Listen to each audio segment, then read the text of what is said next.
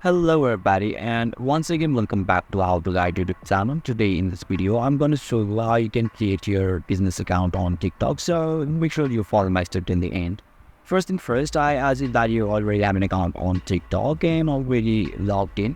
And now right after that you go over to see the interface of TikTok ads on the screen, where you can see your profile picture at top right corner. Just hover over there and now you can see the settings option. You simply need to click on it.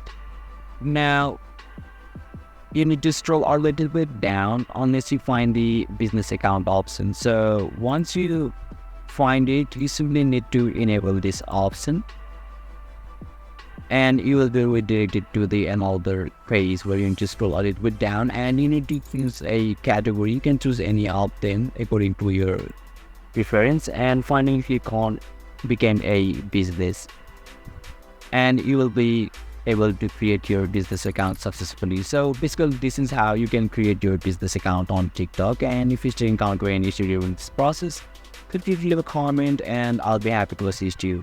If you found this video helpful, please give it a thumbs up, and if you are new to this channel, make sure to hit the subscribe button and set the bell icon to on so that you can stay updated with our latest content. Thank you for watching and I'll see you next time.